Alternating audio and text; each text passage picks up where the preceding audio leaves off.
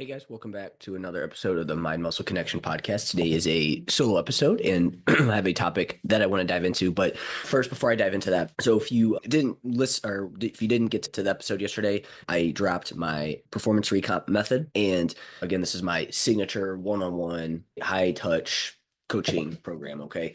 And what makes it different is, we're not just looking at your calories and macros, right? It's not just, hey, here's your calories and macros, here's your training program. We're going to dive deeper into that. I'm going to talk about one of the main levers I pull in the program and what I focus on. It's going to be the topic that I'm going to chat about today. But really, the three things that we're trying to do in this program are going to be one, a physique that shows your hard work. Okay. So again, making sure that you actually see change in your body composition. That's what most people want when they want to see their skill weight go up. When they see it go down, they want to see actual change. And if you're working hard, working on your nutrition, you want to see that change.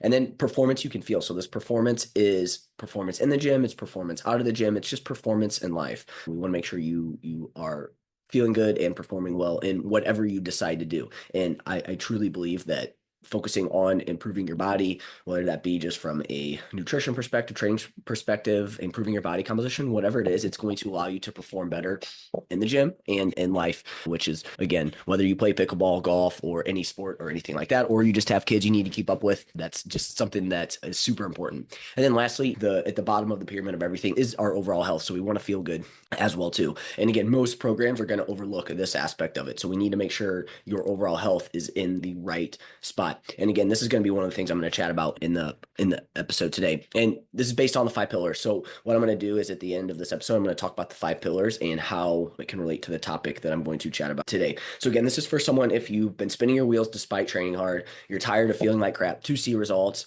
maybe you're tired of eating 1,200 calories all the time. Like that freaking sucks. And then you're just ready to take a smarter, more complete approach to how you train, eat, and recover. And that's exactly what the performance recomp method was built for.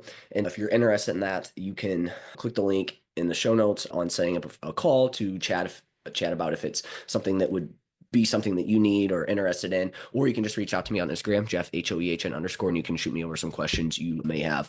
So with that out of the way, I want to talk about one of the main components of the performance recomp method, and that's going to be your overall stress load on your body and how this may be the reason you're not seeing the results that you want. So again, a lot of people that if you listen to this episode or you listen to this podcast, you're interested in your health and fitness, you're probably someone that you have a lot going on, but you like to take on a lot of things. You want to push yourself, you want to be better. And that's a good thing, but that can backfire. Now, we have a subset of people where maybe the main stress on them is they're not doing enough for their body, and maybe they just have a ton of poor stressors. But the people that listen to this and that would be interested in the program are going to be someone who has a lot of life stressors, but they're also applying a lot of stressors to their body that are good stressors. But when we have this mismatch of too much overall stress on the body and we don't have ways to bring it down, that's where we get ourselves into trouble. And that's where I find a lot of people are at. And so that's what I'm going to talk about today. So I'm going to talk about this kind of a concept of like allostatic load is one way to put it, but really just think about the overall stress load on your body and how really this could be a thing that is causing you to not see the results you want to see despite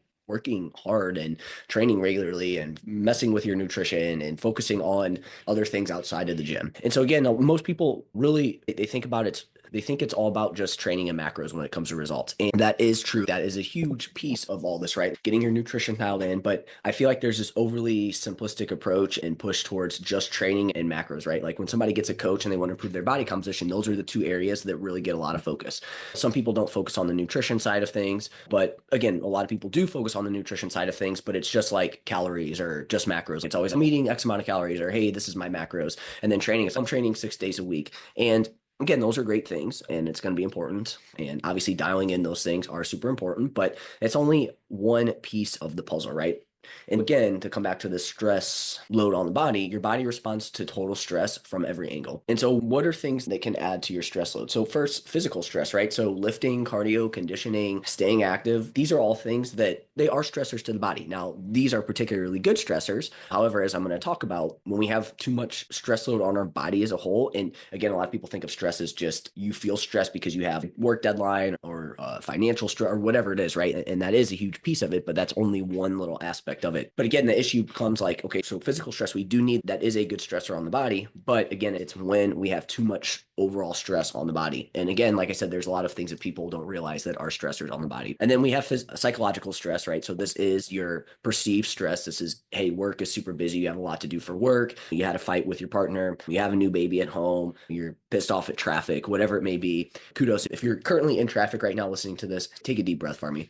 But anyways, that is a huge piece of it as well too. But that's usually where it stops. It's usually one, people don't realize that physical stress is a stressor on the body. It's a good stress, but it still is a stressor on the body. And then there's the psychological stress of, oh, I wasn't really stressed this week. And then that's it. That's all they think. And then they're like, I'm not stressed. So we're going to dive way deeper into this. And you're going to hopefully come out of this with, man, okay, maybe my body really is under a lot more stress than I think. So next we have inflammatory stress. Okay. So this is like just high levels of inflammation in your body. And you may feel this, you may not. This would probably show up as you're just not recovering very quickly, like joint ache, other like maybe skin issues, stuff like that. But again, inflammatory stress. And this is going to pop up from like poor gut health. So poor gut health, not necessarily just being, hey, you're constipated or you're bloated. It is those things, but it's also poor quality of bowel movements, frequency of bowel movements. It is bloating, it's stomach pain.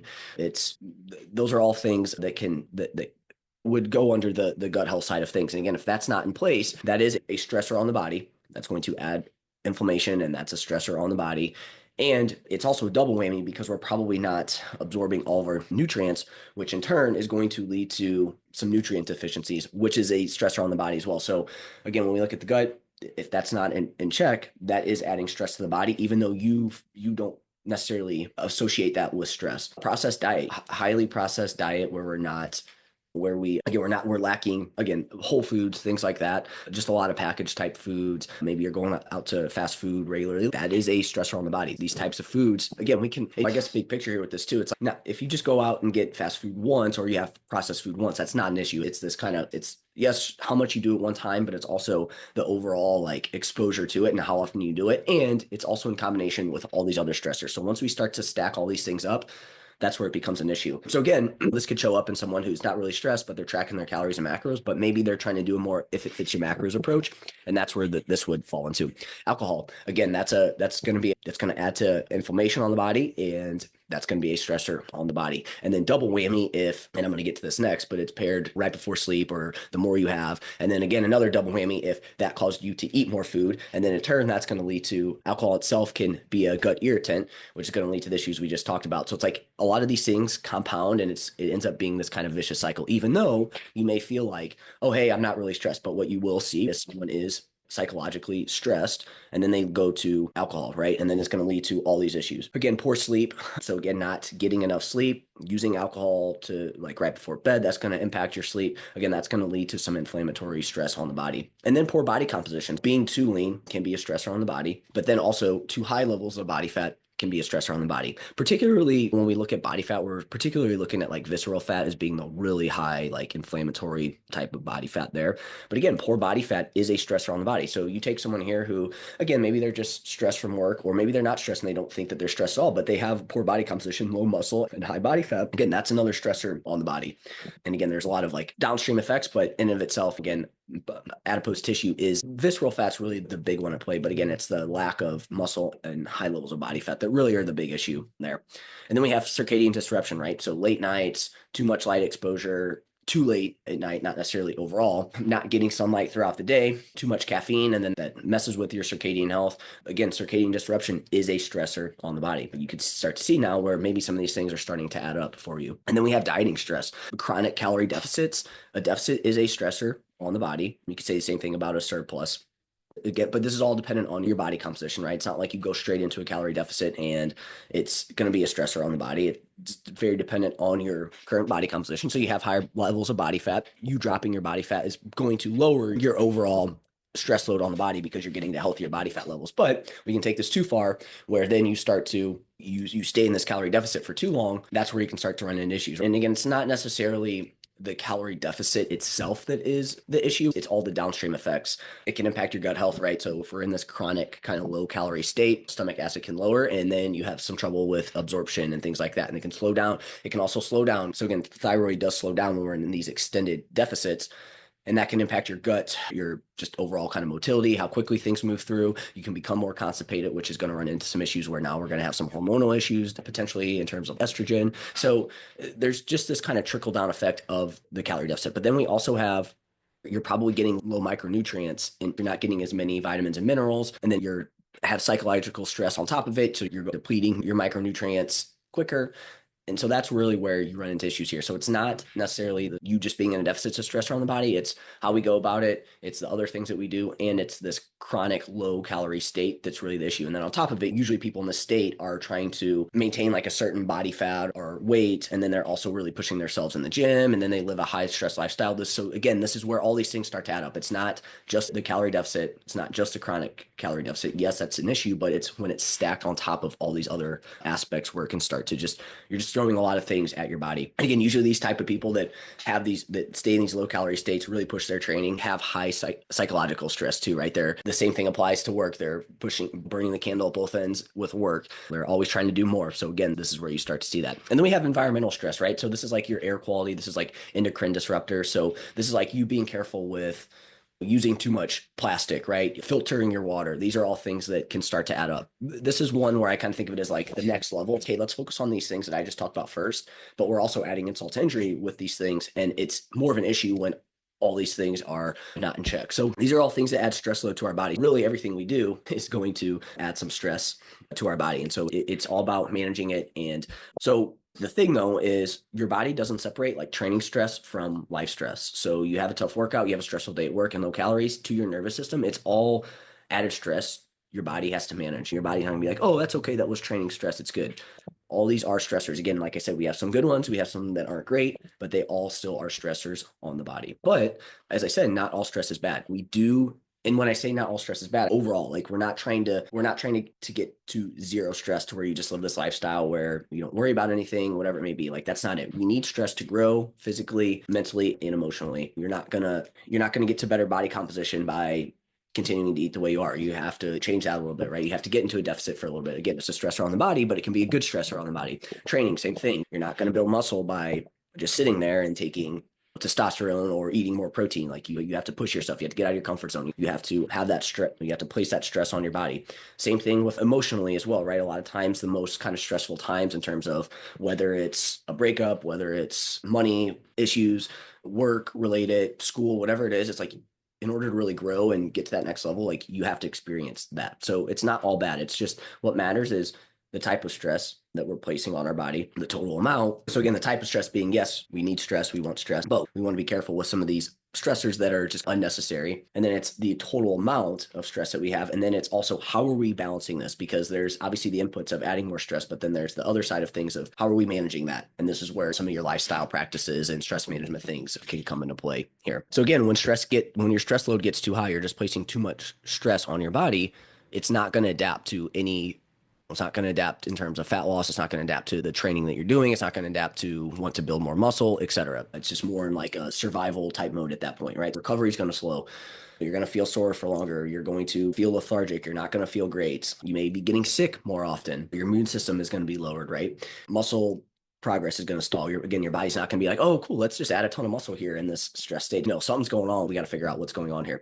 Fat loss becomes inefficient. Same thing. Your body's going to be like, hey, this isn't the time to drop body fat. We need this extra energy for all this stress that's getting placed on our body. So fat loss becomes harder in that process. Now you could see your weight change, but you could see where in the state that's not necessarily good, right? It's harder to build muscle. It's harder to lose body fat, but we could still manipulate our body weight with calories and stuff like that. Sleep, mood, and cravings go sideways. This is where people run into issues of they're just always hungry. I've had a client recently where she first came to me, she was about 125, 130. And one of the things she wanted to work on was just a lot of food focus. She's lean, a lot of food focus. Again, she fits this avatar perfectly. And for her, that's what she wanted to work on. And we've gone through some phases where we've eaten more calories. Once she gets to 135, 140, she starts to get to the point where she doesn't get as many food cravings and stuff. And she feels better there in terms of her overall lifestyle. But then she starts to maybe she's associated with less body fat. So then she gets to that point and now she's like worried about that. And so I have to constantly remind her of, hey, this is where you want it to go when you came in. And unfortunately, like we just have to find ways to get less stress on the body. And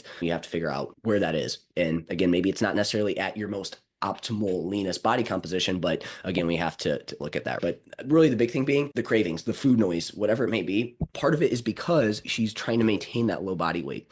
And that's going to happen. You're going to be missing out on, again, you have all these stressors on the body. You're going to be missing out on micronutrients. You're leaner, so your body's already going to be hungrier. And that's really where it was at, right? We got to find a way to take that stress off the body. And for you, it's going to be a little bit of body fat gain. Nothing where it's like, oh, you're going to gain 40 pounds of body fat. We're going to build muscle in this process too, but we have to get your body in a place where it feels safe. And so again, this is why doing more doesn't always work. And this is where a lot of people find themselves of they're doing all the things, but they're not seeing that next kind of level of body composition change. But remember, we're not trying to eliminate all stress. You manage the balance between stress and recovery. So this is where this is more of your, okay, how do we take stress off the body? How do we do the low, like how do we lower it side of things? Because we know that we need some stress and we can't eliminate it all. So first, we need to track biofeedback. We need to look at your sleep. We need to look at your hunger, your mood, energy, libido. Those are going to tell us the things that we need to know. So we want to make sure that those are in a good spot. And if those are improving, we're probably in a good spot. We need to match nutrition to your training demands. So if you're someone who's eating super low calorie, but you also want to train 6 days a week, we have to look into that. Like I said, there is a period of time where you are going to spend time dropping body fat. But again, we have to match nutrition to your demands. Again, and match training to the nutrition as well, and vice versa, right? So again, if we're going to go low calorie, that's probably not the time that you need to do 6 days of HIIT and do cardio for 2 hours a day, and then weight train on top of that and get some steps and maybe do a class or two here or there just to burn a little bit extra body fat. Again, that's not the time to do that. You're going to run into this issue here where you're putting a lot of stress on the body and it's just focused on that recovery. Okay. What else can we do? We want to prioritize walking. So we do want to prioritize movement, but not all of our movement needs to be intense and for fat burning. Like we do need some lower intensity movement throughout our day that's not super fatiguing on the body. That's where walking can come in. Breath work, right? We need to practice some sort of way to just calm down and slow down throughout our day. Getting sunlight, so getting outside early in the day, getting outside during the day, that helps with your circadian rhythm. And I talked about circadian disruption, so that's going to be important. And then quality sleep too. Quality sleep is going to help us balance. It's going to manage that balance between stress and recovery. And then adjust training when life stress is high. So same thing with nutrition. We would match training and nutrition to whatever you have going on. If you have a ton of stress going on in your life, that's probably not the time to do 6 days a week of training and a calorie deficit. So again, we're adjusting training to what's going on there. That might be a time where, hey, maybe you need to go in 3 days a week, get some weight training in, maybe a day or two of cardio, maybe one day's a little bit higher intensity, the other day's a little bit lower intensity, and then the rest of the time we're focused on walking and all these other things. That's just where you're at. Again, I want to see progress all the time. Then you need to get other things in your life in check for that to happen. We can't have it all. And we just need to reduce unnecessary stressors. So some of the ones I mentioned here were like scrolling. So just like doom scrolling on your phone before bed, just in general, watching the news all the time, just being in this like constant, just sympathetic fight or flight state, overcommitting to things, saying yes to everything, feeling like you need to do everything. Again, that's just going to add stress to your body. Poor nutrition habits. Like I said, we can cut out some of these unnecessary stressors by making better food choices. So again, just some getting upset at traffic, right? That's a great way to reduce unnecessary stressors. Maybe not always be focused on like how other people are feeling. That's another one. And then lastly, don't live in a calorie deficit year round. Again, that's going to be a stressor on the body. And then your body will adapt to that to where it's not a deficit anymore, but you're still in that low calorie state. You're missing out on micronutrients, and that's a stressor on the body. Your gut health could be in check, right? So that's where you run into some issues there. So we don't want to live in a calorie deficit year round either. Okay, so here's the key though. It's not just about lowering your stress.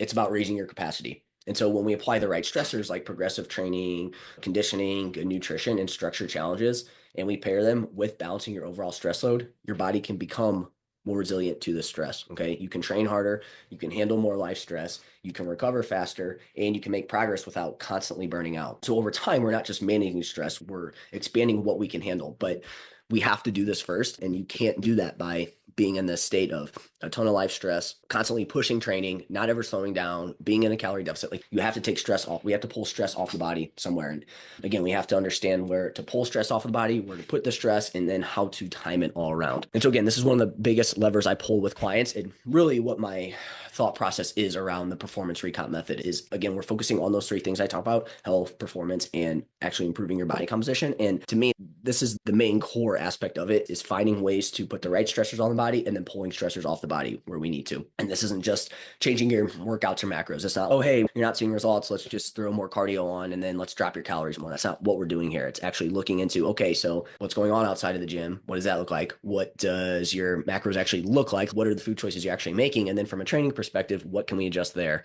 But again, identifying the things that are causing the most stress on their body and lowering the overall load of stress, plus over time raising their stress resilience, is really what I'm trying to do. So again, we're looking into, so this is where I use the 5 pillars of body recomp. Is we look at your training, is that specific to what we're doing? But then also, is it in line with our overall recovery capacity at the moment. Do we need to do more conditioning, right? Because that's going to be something that can help increase your stress resilience, is actually doing some conditioning versus just doing weight. So we look at that. And the nutrition, it's, are we in the right energy balance for where you're at right now? But then also, are we eating enough protein? Are we eating the right amounts of foods? Are we missing any micronutrients or anything like that? And that's where we could potentially use strategic supplementation here in this process too, of, do we apply adaptogens that increase your stress response so you can handle a little bit more and lower some stress on the body? Is it, hey, we need to include some micronutrients supplementation in there for you?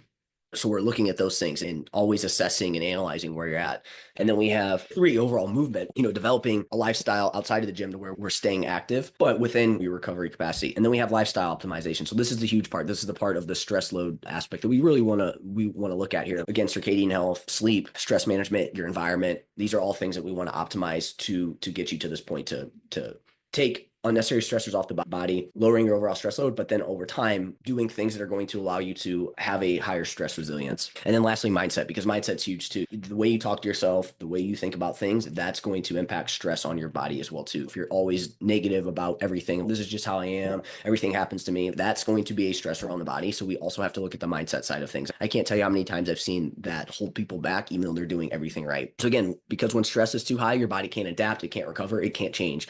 So once we reduce that load and apply better stressors to the body, fat loss is going to become easier, muscle starts building again, energy, sleep, and mood improve, and the body actually becomes responsive again.